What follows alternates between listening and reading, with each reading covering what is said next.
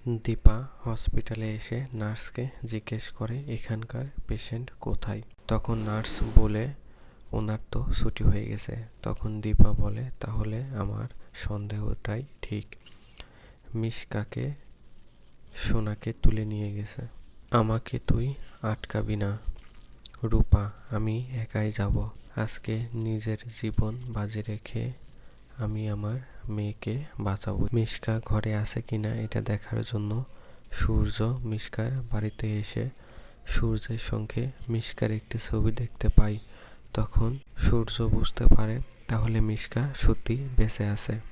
চলো সবাইকে জানাই। আমি যদি জানতে পারতাম যে সোনাকে কেউ তুলে নিয়ে চলে যাবে তাহলে আমি সোনাকে আটকাতাম।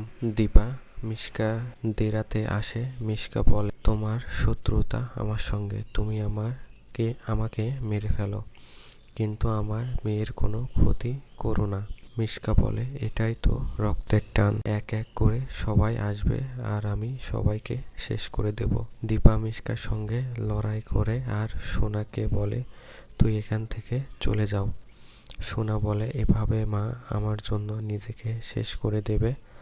আমি দীপাকে জলের ওপর ফেলে দেওয়ার চেষ্টা করে, কারণ সেখানে কারেন্ট দেওয়া আছে, যাতে দীপা একবারে শেষ হয়ে যায়। সোনার মনে পড়ে যে মিশকার হাতে একটি রিমোট ছিল, যেটা বন্ধ করলে ওই কারেন্ট বন্ধ হয়ে যাবে। সেজন্য সোনা রিমোটটা খুঁজে বের করে কারেন্ট অফ করে দেয়।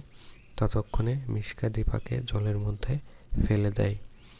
দীপা অজ্ঞান হয়ে পড়েছিল, কিন্তু কারেন্ট তো বন্ধ হয়ে যাওয়ায় দীপার কোনো ক্ষতি হয়। তারপর দীপা জ্ঞান ফিরল এবং দীপা উঠে দাঁড়ায় আর সোনাকে বলে তুই এখান থেকে নতুন চলে যা। নতুন সকল বাংলা সোনা সিরিয়াল সবার আগে মিশকাকে দেখতে বলে চ্যানেলটি এখনই আমার সাবস্ক্রাইব মা করে রাখুন। তোমাকে অগ্রিম ছাড়বে না। সিরিয়াল দেখতে এরপরে চ্যানেলটি দীপাকে সাবস্ক্রাইব বলে করুন। আমি বাবাকে ডেকে আনছি। সোনা বাইরে বেরিয়ে এসে লোকজন জড়ো করার চেষ্টা করে।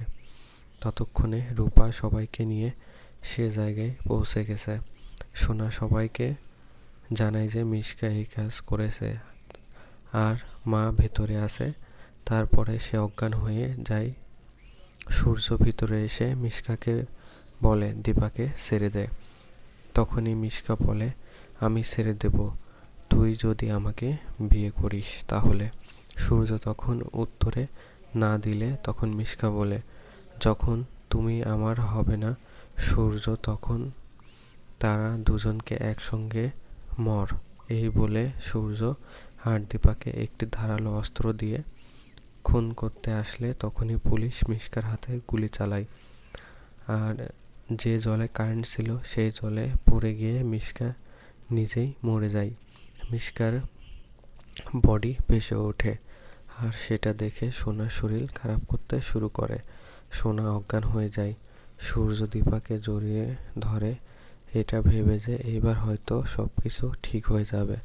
তখনই চারু মনে মনে ভাবছে যে সব কিছু ঠিক হয়ে যাবে, আমি কোথায় যাব তাহলে? আমার তো যাওয়ার কোনো জায়গা থাকলো না।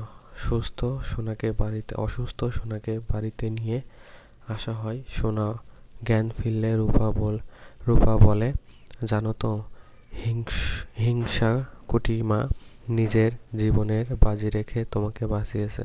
কিন্তু সোনা তাকিয়ে থাকে চারুর মুখের দিকে। সবাইকে বলে আমি চারুর সঙ্গে একটু কথা বলতে চাই। চারু সোনাকে বলে এবার তো খুশি তো, তোমার মা নিজের জীবনের ঝুঁকি নিয়ে তোমাকে বাঁচিয়েছে। এই রকম আরও নতুন নতুন সব পর্ব পেতে এখনই আমাদের চ্যানেলটি সাবস্ক্রাইব করে রাখুন। ধন্যবাদ।